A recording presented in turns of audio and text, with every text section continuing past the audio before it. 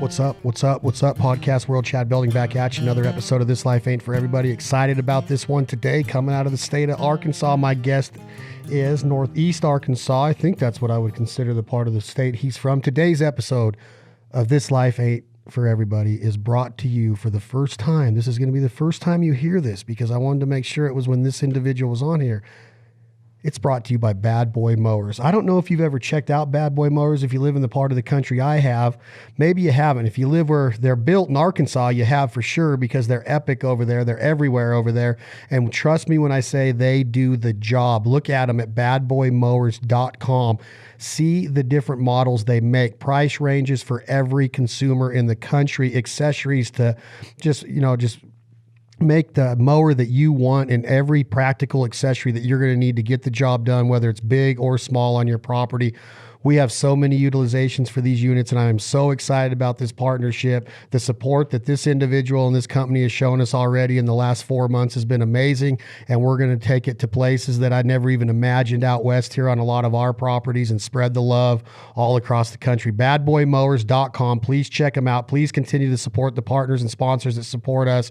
It's truly humbling to see the growth of our brands and our podcasts and our TV shows. So thank you for the subscriptions. Thank you for the ratings and for reviews. And without further ado, today's guest is from Bad Boy Mowers headquarters, their corporate offices in Arkansas, USA, Mr. Lenny Forrest. How are you, my brother? Doing great. How you doing, Chad? I'm doing awesome, man. I'm proud you're here. How's everything going in Arkansas? Weird times for sure, huh? No, it's weird times for sure. With the quarantine and all the different things going on, just operating under these new restrictions and guidelines, trying to keep all of our workers and things safe here has been a little bit of a chore, but we are proud to announce we've had some really great success of late. We've just hired back a fifth line and going to a sixth line to build our mowers tomorrow. We're working this weekend, putting an hour of work overtime in each day. We're thinking about firing up a seventh line next week. So while a lot of our competitors have shut their plants down completely, we're continuing to build stronger each day. Our sales numbers are up. So we're really excited about the future right now and the Bad Boy family. Once again, it just kind of proves just how strong our brand is and how loyal our customers are and our dealership network is. It's amazing. Describe to me in layman's terms what a line in the Bad Boy factory would consist of. Well, basically, we'll have the fabrication department and the paint department will fab up all of our frames and the different pieces that build a mower. So at the end of our assembly plant, it'd start with a frame and literally that thing will just get pushed down the line. It's normally somewhere between 25 and 30 people per line. And just like any normal assembly line, first thing it gets is the engine and the wheel motors, and it will continue on down the line until it finishes up. And one of the things that we do here at Bad Boy that nobody else does is we deliver the mowers ourselves with our own fleet of trucks. And so the mowers come fully assembled. You drive them on. We don't have some 16-year-old kid in the back, putting the wheels on it and the drive arms and all that, unpacking it out of a crate, things of that nature. It's just a great way for us to control our quality once again to the end consumer. So that we know that it's factory tested, factory approved from right here. We developed with our trucks some of the innovation of Bad Boy. We put in it's a double decker truck, and we have hydraulic lift. So we drive all the mowers in on the top, hydraulically lift it up, and then we fill the bottom of them up. So we can fit pretty much as many mowers on a truck fully assembled as you could if you were put them in a crate. Wow, how killer is that? So the first question that comes to mind when you mention delivery on a truck is you go to the car lot and you buy a car you've been driving since you were 16. The learning curve's not really that much different from model to model as you advance into your driving years. Is the learning curve on a Bad Boy mower, is it quick? Is it easy? Is it intimidating? Or what is the first, response you get from most of your customers when they see it on their property for the first time? Actually, for the most part, most people are wildly intimidated to get on a mower, especially a lot of the ladies. But more and more, we have more women driving mowers right now. Every spring we do a campaign and your mower, your throne kind of campaign. So your mower becomes your throne. And we see a lot of women are mowing now. And really, honestly, I always say it like this. If you can drive a shopping cart, you can drive a bad boy mower. It's really that simple. If you want to turn left, you pull on one side and push on the other, and vice versa. It's really a simple machine to operate. It's just a little intimidating for people at first, but the learning curve is very short. It does not take long to learn how to drive one. And when you're talking about driving a bad boy, what does the term zero turn mean? It just literally means you can turn in a circle. I mean, right where you're sitting, never even move. You don't have to pull forward to move like in a vehicle. You would have to, you're going to make this wide arcing turn. You can get on a fence post and you can drive around that fence post and just literally just circle it. So Austin Powers would have needed this when he was making his 18-point turns in the small cars in the show. I guarantee you. You know what's crazy about my history with Bad Boy before meeting you was just some of the marketing initiatives you guys were involved in, how fun the culture was. And I think that probably set you guys apart from being able to develop a not just a badass piece of machinery that's going to help cultivate a person's land, male or female, but something that the culture was being driven as a brand that supported communities, supported the military, supported the fun times, supported the, everything that goes into the everyday life of Americans and other people around the country and the world. But is that safe to say that the culture of Bad Boy is what really truly set you guys apart? The quality of the machine obviously is there, but that could be knocked off in terms and ways down the line. You can't replace that culture. No, I feel like that's 100% accurate. We're proud to be built here in America. We're proud to be an American company and built right here in Arkansas. We've grown it from literally nothing. When we first started out, we had to create a name. We had to come up with a slogan. We had to come up with a paint scheme color. We had to figure this thing out as we went. And yes, culture is a big thing for us. One of the number one things people say is when they come to our shop is the culture. You walk around our company anywhere throughout all of our plant and people are smiling, they're shaking your hands. We know these people by name. Most of them. I mean, we've got 800 employees now. We might not know all their names, but for the most part, this is a family. And Phil Pulley, the original guy who started this thing, he was a janitor for years. And so I think from the top down, we just have this real attitude of family and respecting each other and respecting the jobs of each other. His number one thing around here is ain't none of us too good. If the bathroom toilet paper's out, you better get in there and replace it. If something needs cleaned up, get it cleaned up.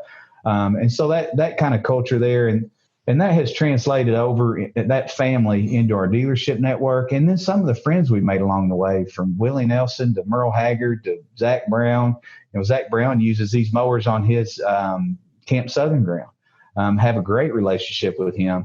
But those things just translate over. We're real people, real Americans. We like to hunt, fish, country boys, and we love our brand and we love what it does and how it affects other people and the different families that rely on us. We take it real serious and we're real proud of it.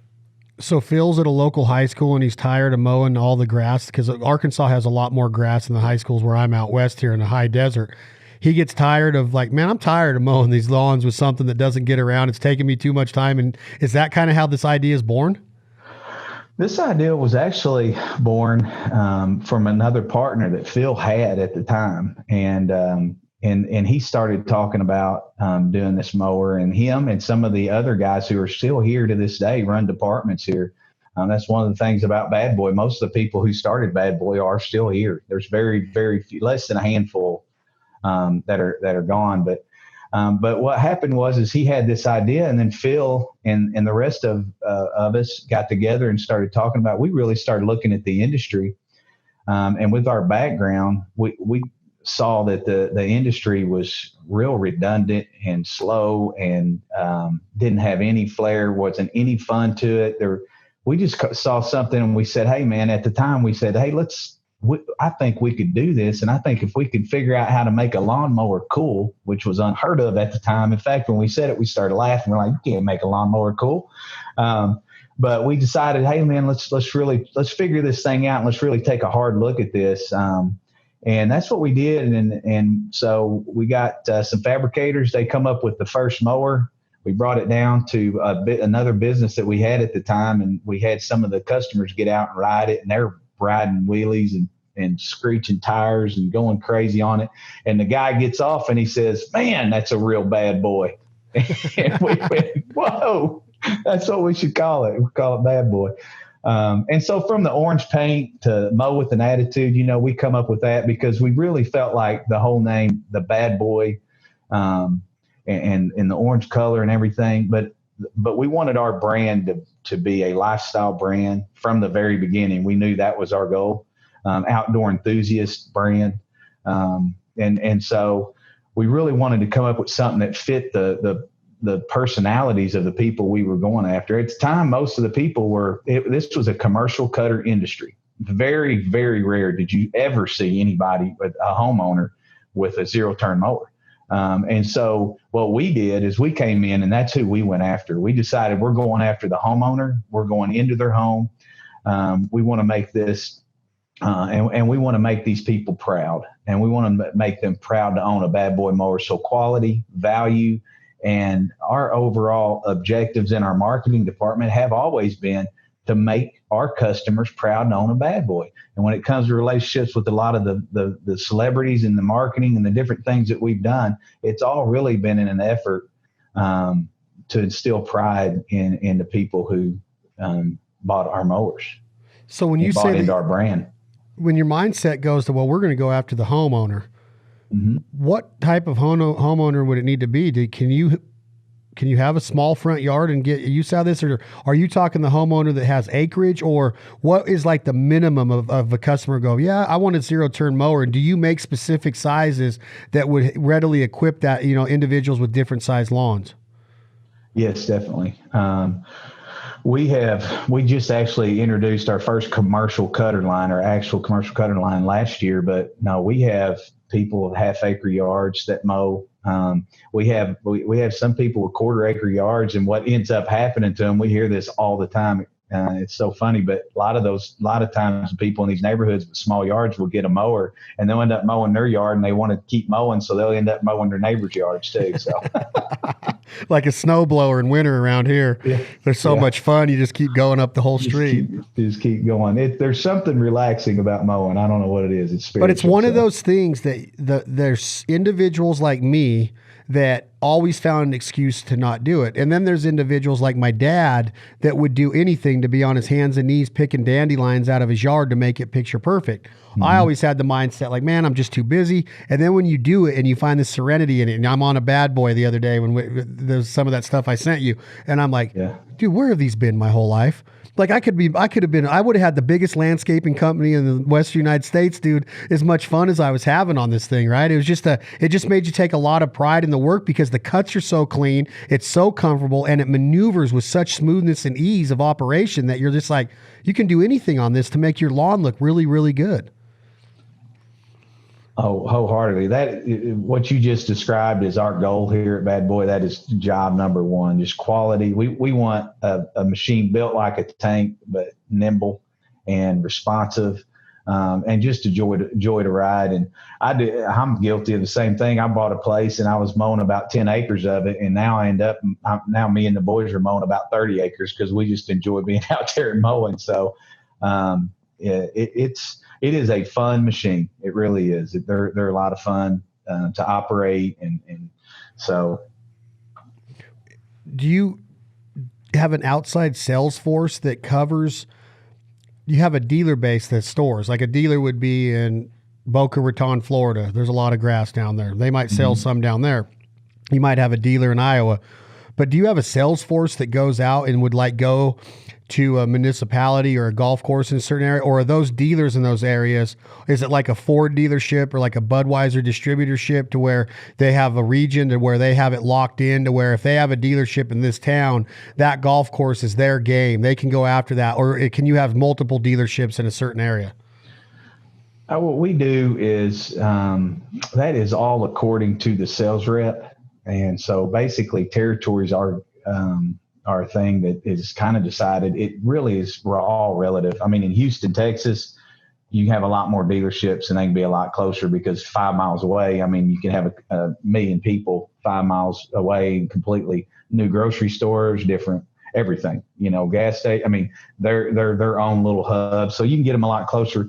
In Batesville, Arkansas, that's a little bit of a bigger area that you might grant a person, all subject to change. But we have dealers all across the country. Florida has been a one that we've really went after hard now that it's big commercial cutter state, as you can imagine.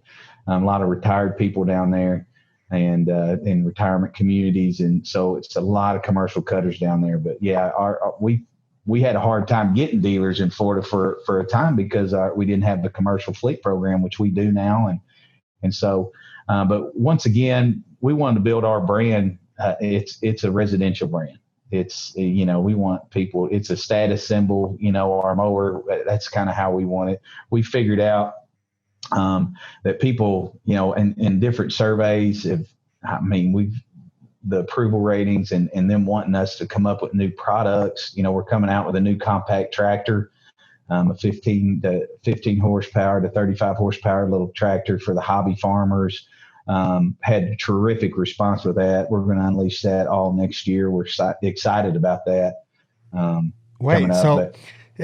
Say it again. It's going to be for a hobby farmer. So like a flashlight farmer that has 15 acres that he goes back and cultivates and takes care of.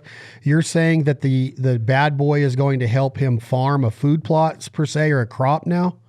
Well, we could, yes. That's kind of the intent. And, or just, if somebody has a ranch, just have, the 15 horsepower to 35 horsepower tractor to do whatever you need it to do. We're going to try to come out with some implements and just some different things where we can continue what we built on. So this is a whole line of tractors. Yes. Under the bad boy name. You'd be wanting one of those pretty soon. Under the bad boy name? Yes, it will be bad boy branded. So this is something that would go kind of be in line to compete with like a Kubota? Yes. Mm-hmm. Oh man, I can't wait to see these. You got a picture of one on your phone that you can hold up real quick? Are they as good looking as the mowers? I assume they are. See, that part of the issue right now is we're changing some colors and adding some things. Where we started with this, I was trying to do a complete redesign. I wanted them to look like a Polaris or something from the front, but we figured out sight lines and different things like that make that kind of impossible to do. So we're kind of scaling some of that back, but I'll have you a picture soon. We've got some over here in R&D right now that are being painted and we're playing with some of the colors and where to put the logos and all that fun stuff. So this opens up a completely diverse and different potential consumer base than just the residential mower. I mean, you got flashlight farming is like as popular as it gets all over the country now, plus international. You guys have the ability to supply lawn and garden now, but now you can actually go into the cultivation of the land and actually being able to bush hog, being able to grade, being able to all of the things that goes into planting a crop and farming it from the plant to the harvest. You're going to have tractors that are going to be available for that type of operation. That's correct. Yes, we will. And that's something that we've been toying with for a few years, and we're excited that we're finally going to get to bring it out. So are you also going to tell me right now, Lenny Forrest, that you're working on a combine, that we're going to have combines by Bad Boy? No, we're not, not getting that deep. Maybe in the future. Man, I'm excited about the freaking tractors. That's cool. But back to the mowers. Let's talk about what's going on in the undercarriage of a motor when we're maneuvering it. Give me some kind of layman's terms, but give me some mower nerd talk of what the radius is, what is the circumference, what is going on with the blade speed, what kind of blades are they, how sharp are they, what's going on under there that you don't really see when you're driving it or from, if you're watching from afar? Well, you're starting to get out of my realm of comfortability. I probably need to get Kevin to answer some of that, but we do buy the very best products. Our spindles, which actually we use to spin the blades, we have engineering people here, and they're completely and literally designed for us. All the bearings, all the inner workings. We completely broke those down, and we have our own specs to make sure that those work the most efficiently that they can. Those are some wear items that break pretty fast. Our dampeners are all our own design. So we kind of taken a reverse kind of angle with this in an effort to control quality once again. And we've had our engineers tell our suppliers, this is what we want and this is what we expect. Here's our specs. Need you to meet them. Wow. And so when you start looking at the diversity in the line of Bad Boy, does that alter the mowing space and the actual coverage that you're getting? Does all of that grow as you get up the line more and more, or is there pretty standard across the board with the cuts you're going to get? It's pretty close. Some of our smaller mowers, people want to be able to get between gates. So you got to build one that's like 36 inches so that they can drive it between gates. And a lot of the smaller ones have the smaller decks, but pretty standard. One of the things that put Bad Boy on the map is when we come out with a ZT mower in 2006, and it was a 60-inch cut mower built rock solid for $49.99. The industry had never seen anything like it whatsoever. And so that's for the residential line. So, you're going to have the 60-inch cuts and down, and on the bigger mowers, you'll have a 72-inch cut. And that's for the big acreage people. They traditionally want that 72-inch cut. 72-inch cut. And where does the after go after the grass is cut? What is happening with it? Is it laid down? Is it something that you need to take care of after the fact and go back through, or is it self-contained within the Bad Boy? We have side discharge where the grass comes out, and normally one of the products that we have right now is called an advanced chute system, and you can close off the end of your deck, and then it almost acts like a mulcher, or instead of throwing debris into your flower beds or cars, throwing rocks out or something of that nature, you can always just shut that down real quick and easy. But yeah, it's all of our mowers are side discharge. We have looked at some that were rear discharge, but for the most part, all side discharge right now. And what would you say is the speed of a mower? Are you putting at 2 miles an hour in the Bad Boy, or are you actually being a bad boy in them? Well, some of the smaller ones are 7-8 miles an hour, which is plenty fast. And then some of the bigger ones are going to get up in that 13 mile an hour range. But I can tell you from as much mowing as I do, I don't try to mow at 13 miles an hour because that's pretty rough sometimes. Do you think Zach Brown's crew? Do you think Zach Brown's crews do? I bet they do.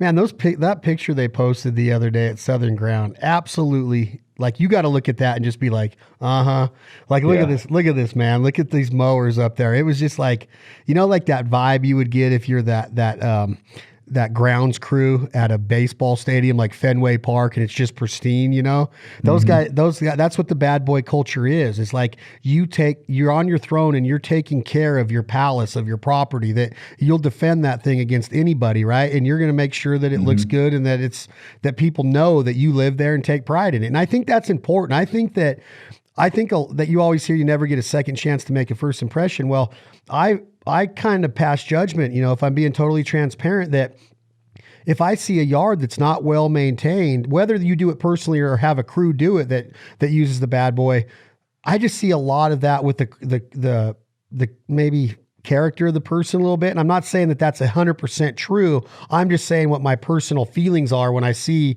a yard that's not well maintained. I think that is what a yard's for, is to maintain it and that sets the tone of your party, of your get together, of your barbecue, of your family driving in there. That sets the tone, right? That's exactly right. That's exactly the way we feel about it. And, it's kind of like it's your playground. It's your battleground. That's kind of the way we kind of looked at that. And, we believe in innovation and a little elbow grease here. And man, when there's nothing more satisfying than getting done mowing your yard and looking back and it just looking great. It's the first thing people see. Like I said, it's first impression. You come pulling up in there, the smell of fresh cut grass. There's just nothing like it. No, it's just,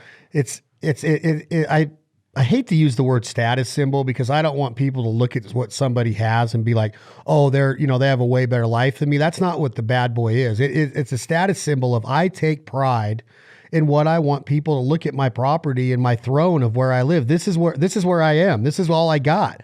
And if I have this, I'm going to make sure that I take care of it. And I think that if you take, that's the mentality of a golf course owner. That's the mentality of a camp like Zach Brown runs. You wouldn't want to send your kids off to a camp if you went in there and the grass was overgrown and it was dead in spots and it didn't look well maintained. That shows that if they're not taking care of that, they're probably not going to, this probably isn't going to be that very good of an experience for my kid, right? That's exactly right. Yes, there are a lot of other things falling through the cracks. If you show up and grass has grown up everywhere, yeah, yes. So you mentioned guys that are like my country music heroes. I love Zach, but you mentioned Merle and Willie. Like, what does Willie Nelson and Merle Haggard have to do with Bad Boy Mowers? Well, funny story about that. We was sitting here one day, and my brother was running the parts department at the time, and a gentleman from here, local in Arkansas, had some cabins out on the White River. And he was in getting some blades or something for his mowers, and he asked my brother if we'd be interested in getting Merle Haggard a mower. And so my brother called me. Of course, I'm like, well, yeah, I'll be over just a second. So I stop everything I'm doing. I run over there. I sit down, talk with him. He knows Merle very well. He's built him a cabin. Merle comes, here some and stays in his cabin and does some fishing and different things at the time. And so we get talking and end up getting 2 mowers for Merle for his ranch there in California.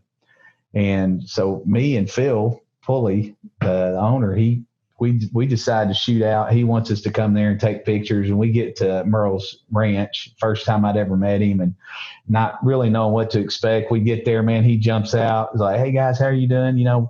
We go get on his utility vehicle. He takes us around, shows the farm. About that time the mowers get there, we unload them. He rides around. We have a good time, show him how to use them, get them up and going. And the next thing you know, we see his van.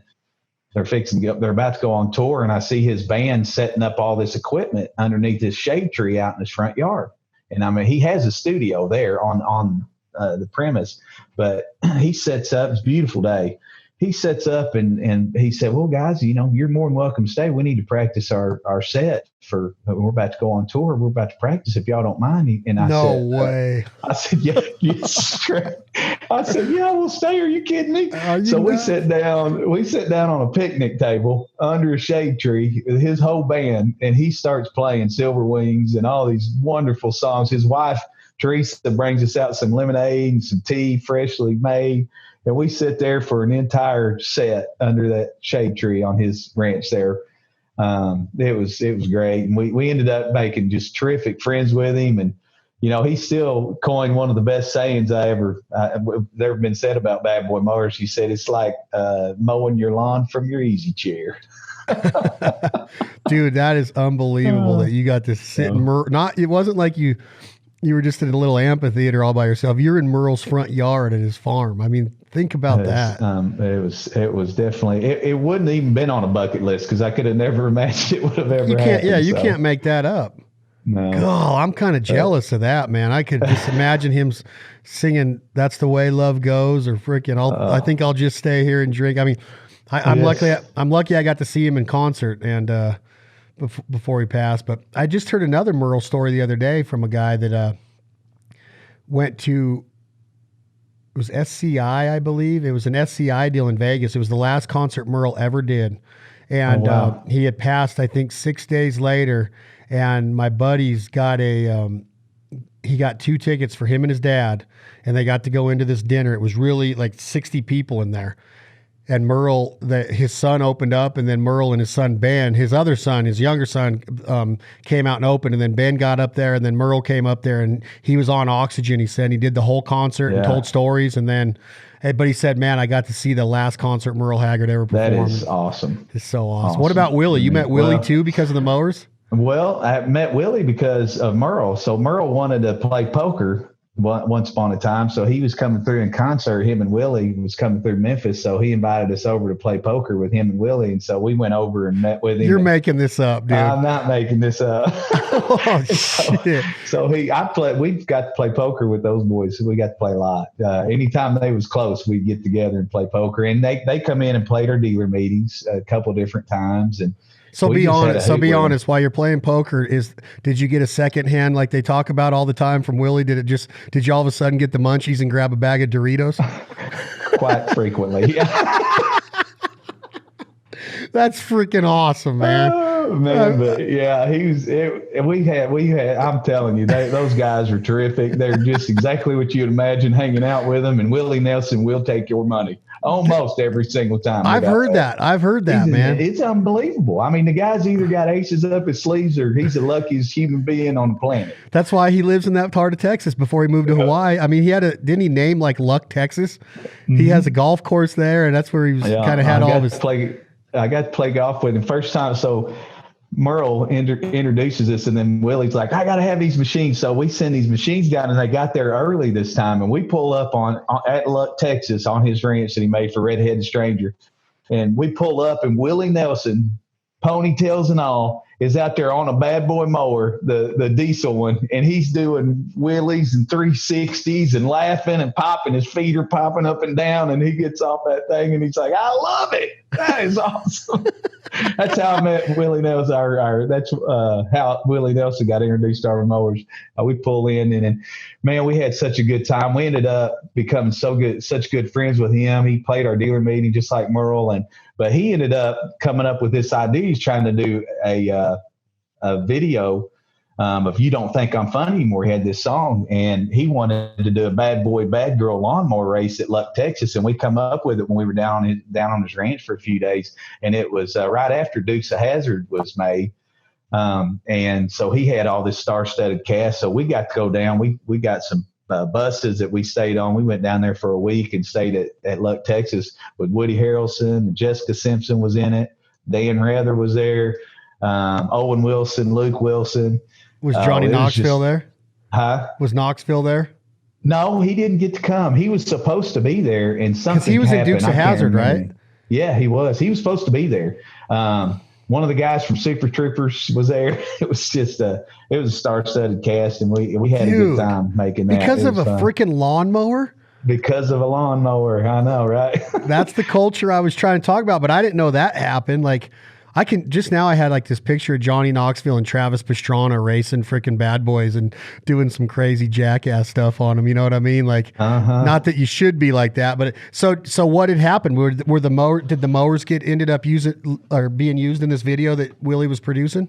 Oh yeah, we did the video. We ended up on E Entertainment Tonight. One of my highlights of my life. The video was on there promoting, the new music video by Willie Nelson, and you need to go watch it. It's just a fantastic video. It's got Jessica Simpson. I mean, you need to watch it. But yeah, Woody's probably one of my favorite people on the planet. One of the funniest, nicest guys you'll ever meet. Because that's a guy that I watch him in movies and even the old Cheers episodes. I'd be like, I'd love to hang with Woody. And the other part of him is he seems so intelligent and so well read and like a genius actor, right? Like you can't beat his acting, in my opinion. He doesn't do a whole bunch of it, but when he does, that he's serious about like his role and just like the tiny role he had in No Country for Old Men.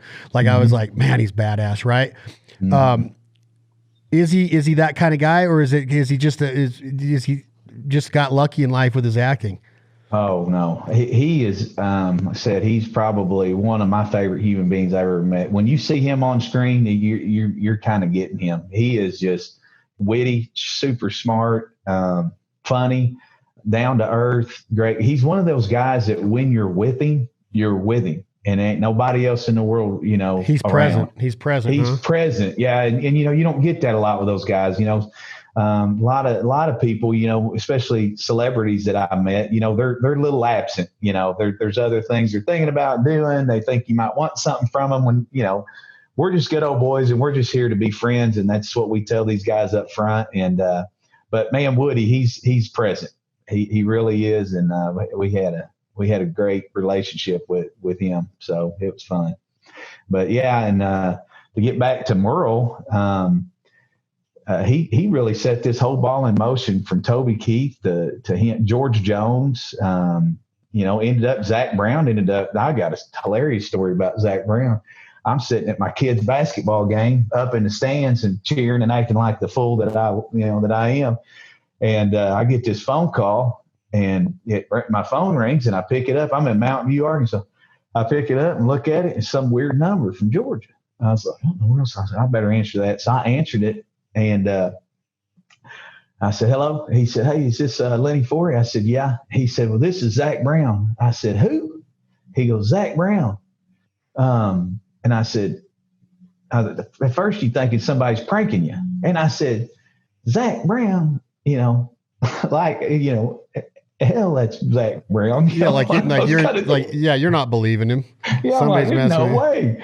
So he started laughing. I said, he said, no, this is really Zach Brown. I said, Zach Brown from the Zach Brown Band? He said, yeah. I said, oh, Lord have mercy. Hold on. Got to get outside this gym. So I jumped up and took off, and he'd gotten my number from Willie. And I guess they'd been talking and found out. And Willie said, man, you'll never meet a better bunch of guys than mower. You'll never buy a better mower than these. So we wound up driving over and meeting him before a concert at his bus and hung out. He showed us the plans for Camp Southern Ground right there. Wow. What he had planned and what he was doing in the different phases. He had 3D model and everything. And so it was really kind of neat to be on the front end of that. Isn't that place amazing? It really is amazing. I love what they're doing there and all the different things that they have going on. Yeah, man. And I really believe it helps. Oh, heck yeah. I mean, his vision and just the way it's being executed and built out, piece by piece, and it's just truly special. I'm glad I've got to be down. I can't get over the fact that a lawnmower guy has Willie Nelson's cell phone and they talk about lawnmowers. I can't get over, like, I know you're a badass dude. You're a great dude, but all because this guy says you need to meet Merle and talk to him about these mowers because he needs one on his farm, that escalates. And because of the people you are and the culture that Bad Boy is, it just opens up doors. And then all of a sudden you got this whole network of people that are word of mouthing it to everybody. And the brand just it keeps taking off. It took off. And I tell you, still probably the number one thing that I'm most proud of is I got a personal invite. Merle's Haggard's funeral was closed, and he sent me and Phil a personal invite to be there, which I thought was neat. So Phil ended up having a family crisis, and he didn't get to go, but I flew out there. And when I got there, you parked there, you weren't allowed to have any pictures. Or take your phone up there and take any pictures. But I did get a picture of the entrance to walk into his funeral, which was at his home, very place where we had got that concert underneath the shade tree. He had both his Bad Boy mowers parked. You had to walk between his Bad Boy mowers to get in to his ranch. You parked down here, and so when you walked into the funeral procession and all the deals that was going on the stage, everything where the people performed, different people got up and performed, you had to walk by your two mowers. And he planned every detail of that. And so for him to do that, I just spoke volumes to me. It was unbelievable. Did you get to talk? Did you get to talk to him not too long before he passed? No, I did not. Unfortunately, he was very sick, and I didn't get a chance to talk to him that last week. Man, what a freaking career, though. I talked to, I think it was Leith Lofton, who I'm introducing you to here shortly. Nashville, unbelievable guitar player and just a great performer. He just recorded his first album in Zach's studio at Southern Ground, Studio Southern Ground. And I asked him the other night, I said, if you had only one more album to listen to the rest of your life, and he goes, Merle Haggard's Greatest Hits. And I was like, man, dang it. That guy, his voice and just who he just personified everything. That would be my number one pick also. Yeah, I'm right there. It's hard for me between to pick between some of the guys of that time, because I can listen to the Possum. But Merle, like, if you consistently listen to his album, and Waylon is unbelievable, and Waylon, all of them are. But Merle just had his lyrics, his songwriting.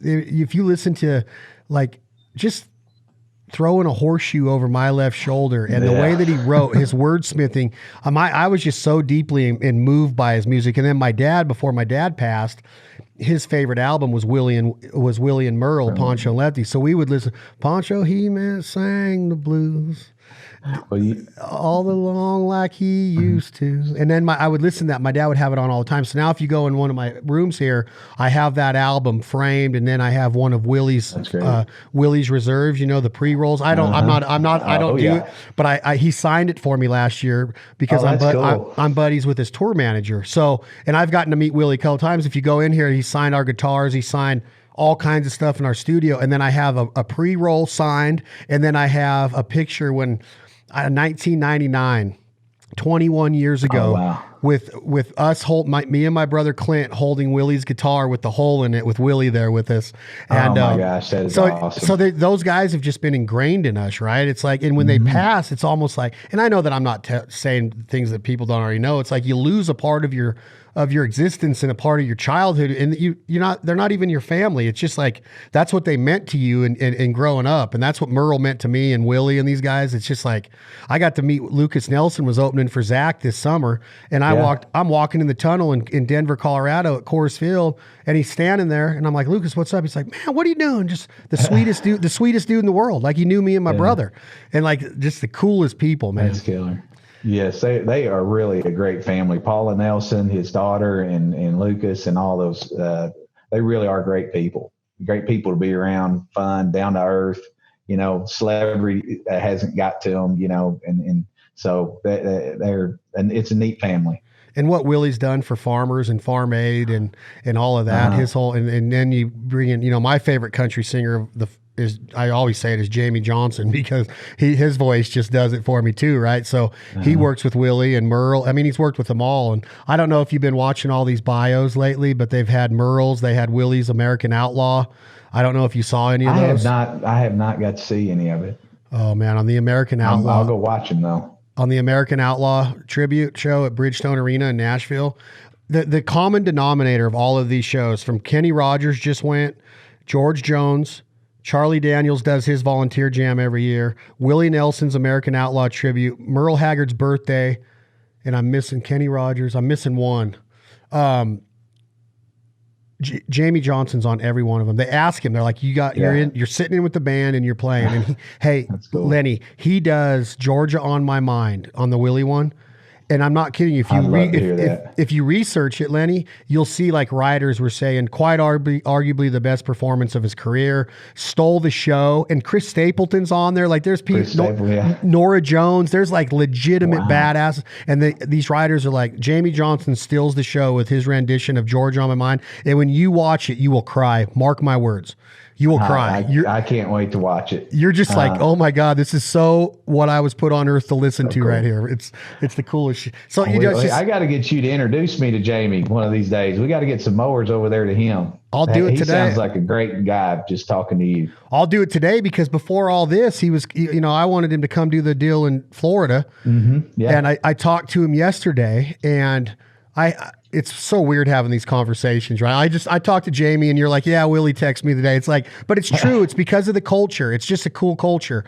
And I love that we have people in it like Jamie and Willie and the guys that support it. But he's like, man, I need to get a new lay down freezer. I've got a bunch of wild game coming, and you got any recommendations for the lay down deep freeze? And that's the conversation I'm having with Jamie Johnson, right? And even when you just hear him talking on the phone, you're like, good night, dude. You could just sing the phone book and I'll just sit right here and fall asleep, kind of deal, right? It's just awesome. Yeah, I'll do it tonight. When we get off of this, I'll introduce you, because he'll be excited. He's got 2 golf courses and lots of property that would be killer. We need to go film a video for this new album with a bad boy. I'd love to do that. That sounds like a great time. Dude, I love this. I love the whole idea that the culture and what it's done. And so it sounds like Bad Boy is transitioning now from, it was, you came into the market because of residential, you go commercial, and now you're going satellite, flashlight, farmer, and the sky's the limit, kind of, with your guys' quality control and the reputation and culture you built, right? That's right. I think a big part, we're talking about these celebrities, and we're talking about Bad Boy and our culture. One of the reasons we did Bad Boy Mow with an Attitude, because we do take on that bad boy attitude of, and that kind of almost like a rule breaker, but a rule breaker in a good way. As far as innovation, we've been the most innovative company in the mower industry has ever seen. I mean, we've created the swing away design, less work and less moving parts, less things to break. One of the number one, when we got two patents right out of the gate on our mower, where you can, literally our mower opens up completely where you can change any part with ease. You can clean it better. There's a lot of things. Now we have a suspension system on our mowers. We have this ArmorTech deck. We have a lot of things where we were rule breakers and we were rule changers. I mean, we come in and we flipped this industry up on top of its head. We did things different. We marketed different. We built our mower different. It's all about innovation. We come up with, every few years we've got new mowers, just like the car industry. We wanted to do this just like the car industry. We wanted to continue to change and not be stagnant. We got into this business. People had the same mower for decades, did the same thing, marketed the same way. So we that's part of our branding has been that we are a little bit risk takers and we're outdoor enthusiasts, and we're going to break the rules in a good way. We're going to break them. We're going to change the whole standard of the industry. Yeah. And we've done that. And we actually had, it was funny, but I actually had an engine company come in, Honda come in, and they're wanting to be on our mower now. Which is a different ball game, but they basically come in and said, your lawn tractor is a thing of the past. Now homeowners, all these residential owners are wanting to go have these zero turn mowers, and you guys did that. You changed the whole industry, and we want to be part of what you're doing. So isn't that the coolest? Complete 180 right there. Well, that's said they don't know where this industry's going. I mean, how big it can get, and that's kind of what we're seeing a complete change, and we feel like that this industry is still young, and the growth potential is huge. Well, I mean, that mentality of like, you're not trying to be an outlaw and an anarchist to, take the law into your own hands. You're saying like, we're gonna bend the rules and break the everyday rules that you've seen in this sector, and we are going to do things different. And it is that attitude that I was referring to of seeing a yard that's not well taken care of, because there's no pride in that, in my opinion. There's no excuse for it. There truly isn't. If you're if you're too lazy and you don't have time to do it, then hire somebody to do it. But make sure that when I drive by there in my neighborhood, I don't feel like calling the homeowners association on you, which I can't stand homeowners associations. Yeah. But when I see that yard, I'm like, man, I can't go in there and knock on your door and teach you how to live. Be a bad boy. Have this mentality like, man, I'm not going to settle for this shit. I don't want that. Yeah. I don't want to go out like that. And that's what my dad always taught me. He says, if you walk into my yard, Chad, and you see a piece of garbage up against that fence and you continue to walk up to the front door, I'm going to slap the shit out of you. And that was instilled in me. I will not walk past a gum wrapper. If I have a hard time being in Costco, and we're talking about this during the coronavirus, but if I see garbage on the floor, I'm wired to pick it up and make it look nicer. There's no excuse for that, in my opinion. I'm not saying it's Costco's fault, but somehow it got there. You don't walk by that. That bad boy attitude is exact. When I said that quote to you the other day, did you mean what you said, that you really liked that quote I gave you? I loved it. I said, yeah. Lenny, I sent you some pictures of me with the mowers. I said, we are bad boy mowing, mallard duck hunting, sporting dog loving, wild game eating Americans. One of my favorite quotes of all time. I told you that. And I just came up with it when I was sitting on that mower. That's how I felt. I'm like, dude, I'm a duck hunter representing the baddest ass lawnmowers ever known to man, because we share the same values and the same culture. People are going to be like, a duck hunting show with mowers? No, it's about the culture of taking pride in what you do. Look at our duck blinds. Look at our duck properties. Look at our duck dogs. Look at our Benellis. Look at our trucks. We don't have all the money in the world, but when we do get an opportunity to have something nice, we're going to take care of it and make sure that people understand that is adding to who we are. That is our consistency. And that's why it's so easy to feel that way on a bad boy. No, I agree. And I tell you what, becoming partners with you and your show and your team was a pretty easy choice for us after I got looking at just how you guys do things. And like you said, it's kind of like the yard. When somebody's yard, that's kind of your first thing you see. When I got on and started looking at some of the things you guys did and believed in, from conservation to cooking, some of the stuff you guys, the recipes and how to prepare wild game. We really love that. Just your just general overall views matched up with ours really, really well. I mean, I can't think we have never really sponsored a hunting show per se to this magnitude before, but our core values and kind of what you believed in matched up so well that it just felt good from the start, man. That's awesome. I really did. Hold on a second. I'm gonna get the guy, the two of the guys that helped me with this. Hold on. Okay. So I'm going to introduce you to Tom, who's one of our main animators and producers. He's an all-around genius. He took those pictures, and this is my brother. This is my brother Clay, he's been running them a bunch on my mom's property. I'm Clay. Clay, I got Clay first. Yes, sir. How are you? Good. Yeah, we got him unloaded at my mom's property the other day. She has about an acre and a half of pasture grass out there in front of her property, and Tom was taking pictures. Did Chad send those to you? Yes, they were fantastic. Yeah, cool. So those pictures Tom was taking, and after we took those pictures, me and Tom jumped on them, saw what, fired them up, and we did the acre and a half in about 4 minutes. Yeah, it literally made. I mean, we were like going by each other, having fun, smiling. Like it was. I mean, it made it fun. Instead of having, it was really cool. So I'm excited to see what else. Those are some responsive mowers, aren't they? Incredible. And they will tear some grass up, boy. That deck system we have on it, I'm so proud of it. Guys have done a terrific job in R&D with the new mowers. Yeah, they're awesome. I can't wait. This weekend, I didn't have time to get all the accessories. I don't even know what you guys sent, but I'm heading back over to my mom's property this weekend and put all the whatever you guys sent on them. So bells and whistles. Yeah, we got you guys a big buck plow also to do food plots. Hopefully you got that in. Yeah, we got those in. Did Chad send you that list of the 3 things? Yes. So we talked about that earlier. Yeah, I met my our guy because I really want to get my mom's property done in the next 6-8 months, Prestine, because my niece is getting married there.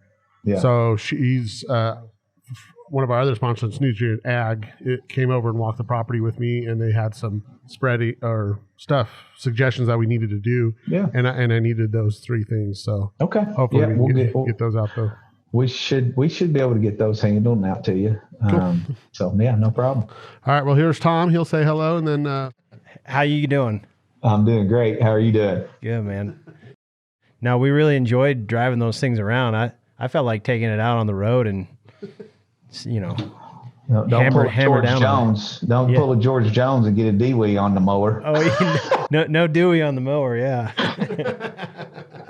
That's pretty funny. At one time I was trying to get Willie Nelson to let us do a commercial with George Jones whenever George got one of our mowers. I was trying to get them boys to do a new one where Willie come on afterwards and said, boy, if George had one of these back in the day, he'd have never got that D-Way. He'd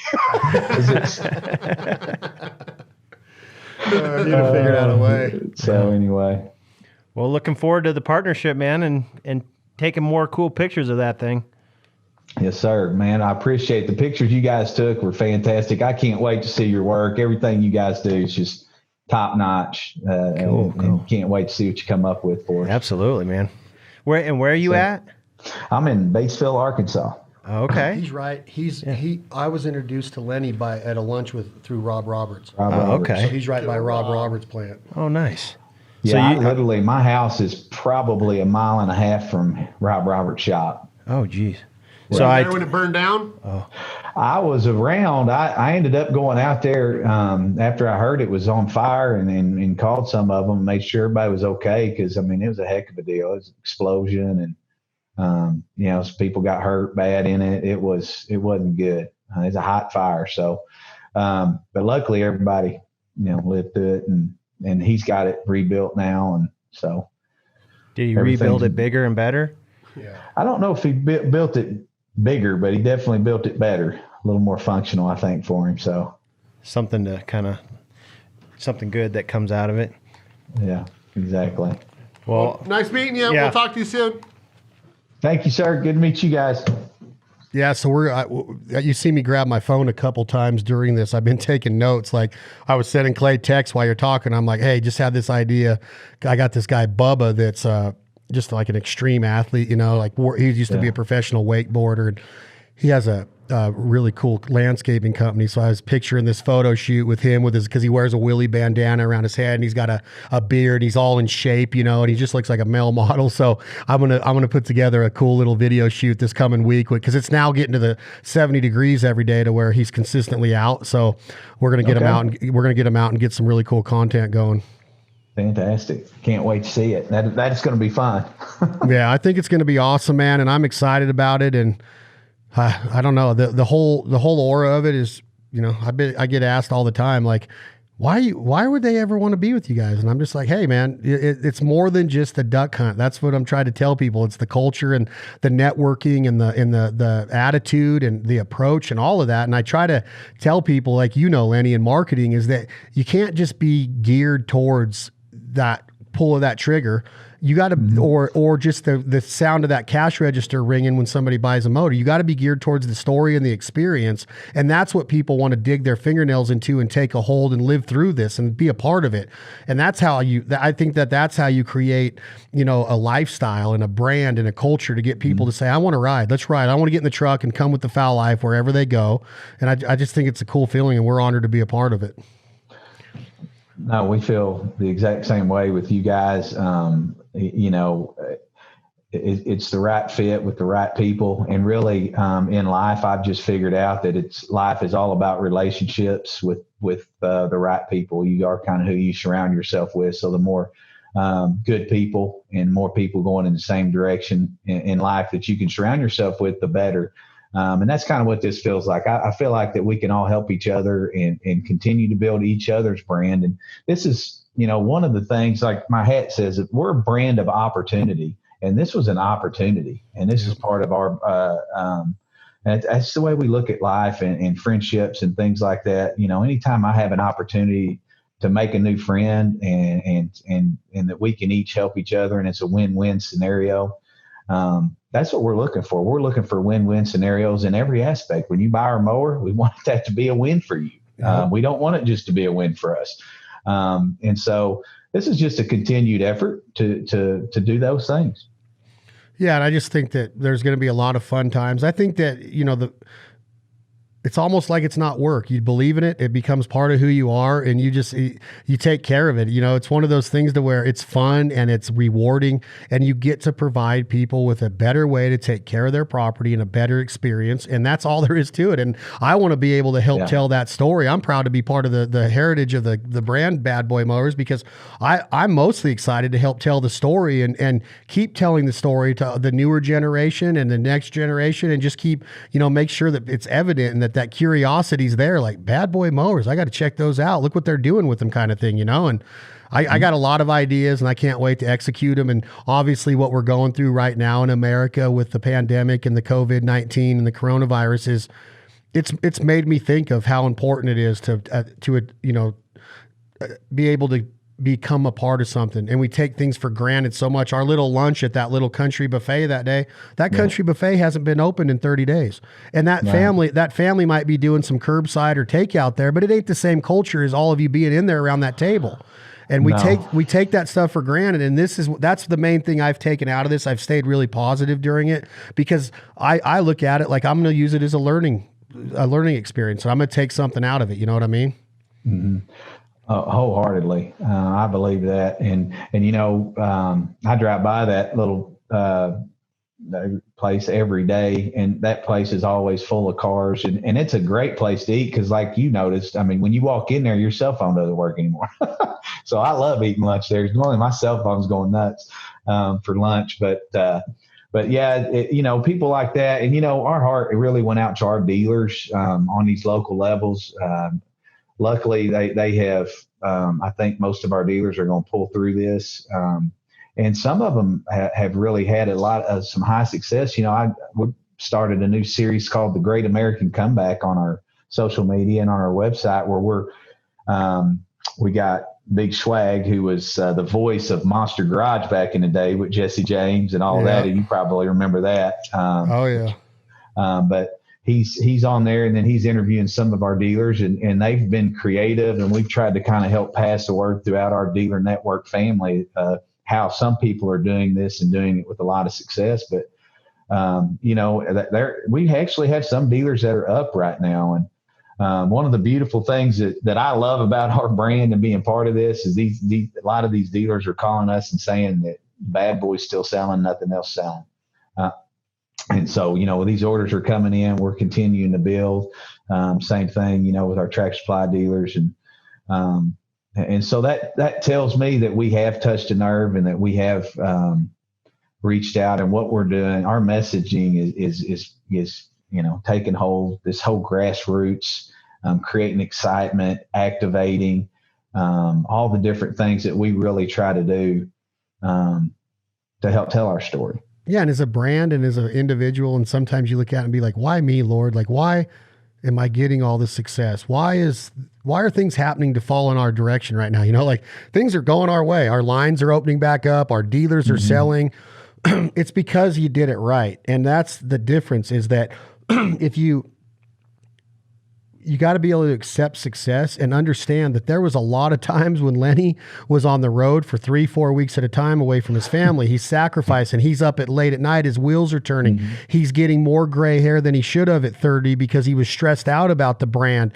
And then when the good times happen, like when Merle would say, let the good times roll, you would be like, do I really deserve to be playing poker with Willie Nelson and Merle Haggard? Heck yeah, you do. Because you developed this culture and the brand to help people, and you did it right and you didn't cut corners. And then when it's time to feel the success, you're well deserving of it. And that's hard for people to swallow sometimes. And they want to keep beating themselves up like, man, I don't know if I deserve this. And they just keep thinking that they just need to keep working harder and harder. Hard work's what got you there. You know what I mean? It's like people don't get to see that part of the story all the time. And that's what I want to tell, is that you guys are workers. First and foremost, your crew was put on this earth to work. And that's how you got to where you're at. Y'all didn't go out and say, hey man, we're going to come up with this mower and pull the wool over people's eyes and sell 1,400 of them, develop this pyramid scam. We're going to pass them down to all these people in the Bahamas, and they're going to get them, and then we're going to go out of business someday. But the guys at the very top are going to be rich, and then everybody else can go piss off. That ain't this, right? Y'all deserve the success. And that's sometimes hard to swallow for a guy like you, a guy like me, a guy like Phil, I'm sure. Even though you're deserving, you still look at it like, man, do I really deserve this all the time? And heck yeah, you do. Well, I appreciate you saying that. Sometimes, we do have to pinch ourselves sometimes around here and go, is this real? Because even in our wildest dreams, I remember thinking that if we could ever sell 5,000 units in a year, that we were going to be, we were success, and, we're spitting out 450, 500 a day right now. So. Are you serious? Yeah. Good night. And we're hoping right now, we're about to have to fire up some lines. We're going to have to make some more. So we was on pace this year. It was just been terrific. We have never not grown in a single year. We've grown every single year since we've been in business, some years more than others. And this year was shaping up to be the single biggest growth season that we've ever had. And then, of course, with the virus coming, I don't know that we'll get back to what we sold last year, but if we can get back within the 5,000 that we talked about, if we ever got to, if we can get back to within 5,000, I feel like it's a home run for us this year. And I don't think anybody would have ever expected it. We went down to one line at one time and then two lines, and we're up, continuing to grow. And basically what happened is our mowers are starting to sell. We don't ever consider anything sold until it gets off our dealers' floors, until it's off their floor plan. So, these mowers are getting off floor plans. They're reordering mowers. And that's the wonderful thing about it. We don't flood our dealers with mowers. We control everything with our company down to how many mowers we let the dealers even have. We determine that because we don't want them with 2019 inventory on their floor in March of 2020. Hell no. We want that to be a 2020 mower. And so we control that, and we don't want them to be overburdened. But what we do is we get them the mowers on time. You put your order in, we build it. It's on your floor within 3 to 5 days is our goal. Wow. Most of these guys go through distributors, and the distributors somewhere else, it's stacked up in a warehouse somewhere. By the time it gets there and gets to you, it's a couple weeks sometimes. So we really pride ourselves on that. I really think you're going to see more of it too. And I'll end it by this, Lenny, is that this quarantine has been good in a lot of ways, in my opinion, and I hate to see people suffer and lose jobs. I get it, and I hate that. I hate it for our fellow Americans. But I think people are going to get back to their roots. I think people are going to get back to caring about their yards and their lawns and their backyards and their barbecues and their Traegers and their meals and their family time and living off the land and learning how to be cultivators and gardeners and providers and sustainability. This is what we were built on. This is why we were put on earth. And I feel that we got away for it for a long time. A lot of people that live in big cities never even get to witness this stuff that we do on a daily basis.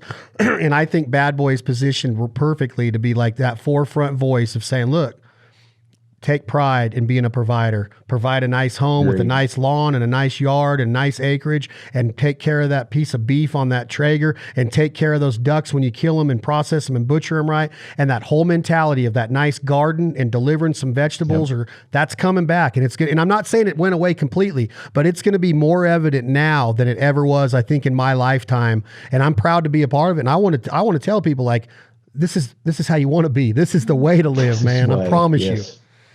No, I agree wholeheartedly. In fact, I come back in the office today. My wife, I love her so much. She's pregnant. She's 40. And so she's a high risk about this thing. So we've really quarantined up pretty hard through this and trying to take this as serious as we possibly can.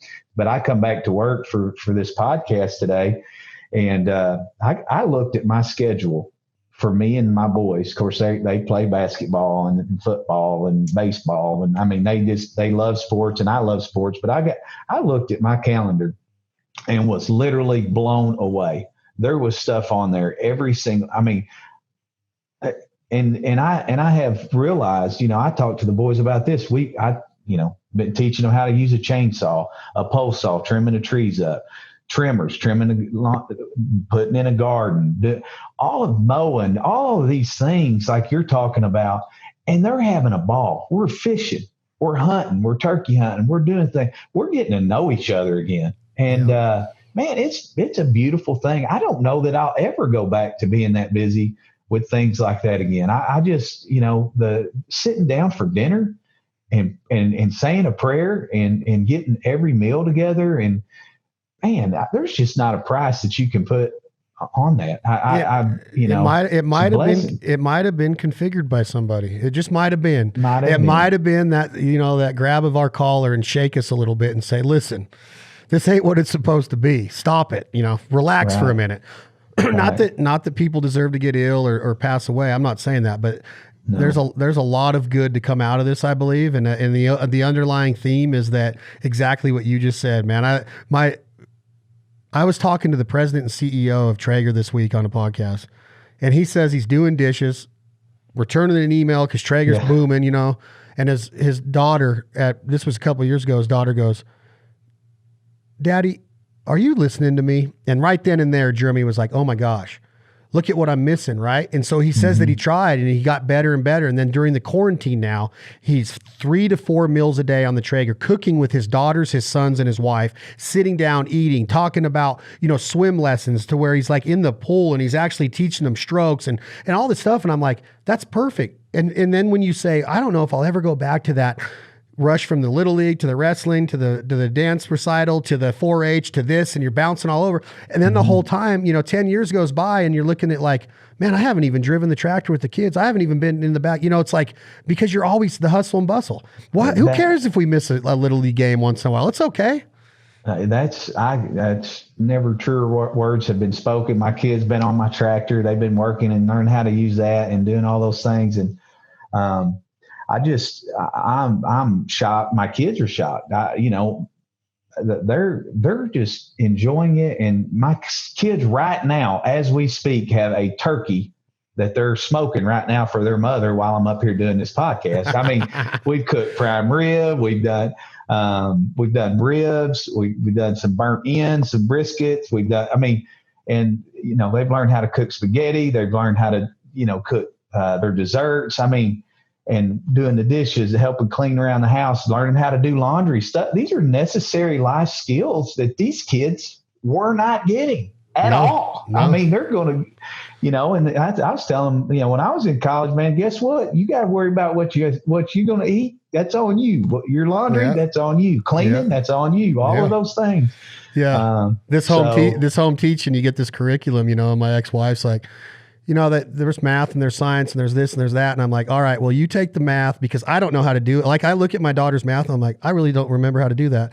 So I'm like, I'll take the home ec, I'll take the PE, and I'm sitting here cutting caps off of briskets with my daughter, and I'm showing her how to make street tacos, and I'm showing her what the internal temperature of a duck needs to be as opposed to a piece of chicken. And she's like 9 years old going, Daddy, do I put my lead finger on the blade like this, and do I slice it? And what am I doing with the point of the knife while I'm sliding? Do I go against the grain on the beef? And I'm like, yes. And she's getting all of it. 9 years old. If I was hustling, bustling with her regular schedule of volleyball and MMA and jiu-jitsu and all this, right. you just don't have the time to do it. And this has opened my eyes to where like she can sit on the counter smiling at me and watching me how to flip a pancake, or I'm teaching her how to crack an egg and put it into the thing with one hand, with just one hand. And she's like, I can't get it. Like she's trying to learn how to snap and she's trying to learn how to do an egg with one hand. And I'm like, this is what life's all about. It's not always about the hustle and bustle and the victories in the volleyball game. Athletics and all that, that's awesome. Sure. It serves a purpose. It's great.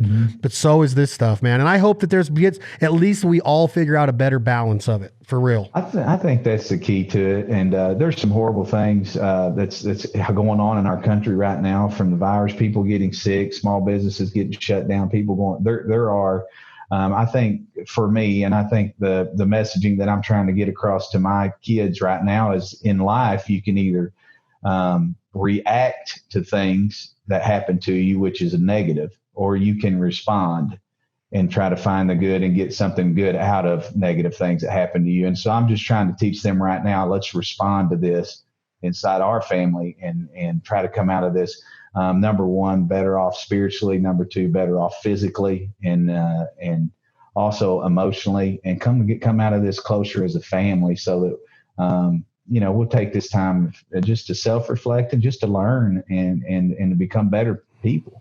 Yeah, because, first thing we think of is, even when you do have kids, it's like, man, losing the job or losing the revenue. Well, think of, just put yourself in the kids' shoes for a minute. Like, they're going from friends, socializing, teachers. Boy, yeah. It's hard on them. And then this thing that I want to talk to you about, I'll talk to you about it right now because it'll come into fruition before this comes out. But 4-H and FFA, this is right up Bad Boys Alley. I had a call with Traeger, right? So I start getting inundated with all these letters and emails from my friend Rock Merlo, who is he's like the most, I can't wait for you to meet Rock. He's the guy that is going to help us on a bunch of the properties in California. Well, he's on all these board of directors for FFA and 4-H, and all these fairs are closing down. So all these kids have anywhere from $1,300 to $3,000 invested in pigs, sheep, cattle, chickens, you name it. They're used to going to the Silver Dollar Fair in Chico, California, showing off their prize lamb and being prideful in it, walking it like it's supposed to be walked, turning it like it's supposed to be turned. And then the farmers all take pride in raising their bid paddles and bidding on that and helping these kids secure funds for what they just did. Make a little bit of money, but what it does is it instills that pride of accomplishment and to seeing something through. So now these fairs are being closed and these kids are all stuck with these animals with nowhere to put them, nowhere to sell them. So the parents are out all the money. They can't keep feeding these animals and they can't keep storing them because why? They're bigger now. So they don't have the space. So now Rocky comes to me and goes, dude, we need to do something. We need to figure out how to get a lot of these meats bought, get companies behind this initiative to at least, buy some, but push the word out there to get exposure to 4-H and helping these kids, not just to put money back in their family's pocket, but to keep their confidence level up. Because if they don't sell these, they're not going to want to do it again. So Jeremy Andrus at Traeger's like, dude, this is right up Traeger's alley. We are in, because all we thought about was the restaurant closing down, which is a big deal. The bowling alley and the gym and all that, we're losing revenue stream as adults. But these kids that are going to be the next entrepreneurial people of America, they're getting hit too. And so Rocky's like, we need to help these kids, man. We got to. So that's what we're working on right now. I'd love to look at that. I've tried to get involved with 4-H before. In fact, their national conventions during one of our biggest international lawn and garden shows. So we've not been, I've looked into that 2 or 3 different times to figure out how to become part of that and be at that national convention with them. So I'd love to look at that. We love 4-H and the kids, and we want to support them. And we want them to grow up to be real bad boys for sure. Heck yeah, buddy. Well, I appreciate your time today. I'm going to send you the information on. I have a call at 8 o'clock a.m. Pacific. No, 7 o'clock Pacific tomorrow. I have a big call on it. I'll notify you right after of where we're at, and then I'll put together a call to bring you into it and just figure out where to take it. I think it's going to be really powerful for these kids. I truly do. That's perfect. I can't wait to be part of it. I can't wait for more with Bad Boy. I truly appreciate the partnership and the friendship. Lenny Forrest, you were the man. Thank you very much. Thank you, Chad. It's a pleasure, man. We're going to do it again. That was Lenny Forrest, Bad Boy Mowers, badboymowers.com, Arkansas. You talk about a cool culture. We're so proud to be part of them. We can't wait for the future. This has been another episode of This Life Ain't For Everybody. Work on your spirit, work on yourself, stay home, stay safe, take care of yourself, take care of your family. And like Lenny and I discussed just now, man, teach those kids something cool right now. Teach them how to cut the breast meat and a tenderloin out of a mallard duck that you have plucked in the freezer. Thaw it out. Teach them some recipes. Get innovative. Think outside the box. Let them become better citizens, better providers. We appreciate you being a supporter of our brands here at The Foul Life. This Life Ain't For Everybody. Bandit, Avery, and Greenhead Gear. Jargon Game Calls. Thank you all so much. Please continue to support the partners and sponsors that support us. Tom, hit that button. This is Leith Lofton, written by Leith and Drake White. What you gonna do when the money's all gone? We're all equal, that's what I think. I don't believe heaven has a bank. Make good use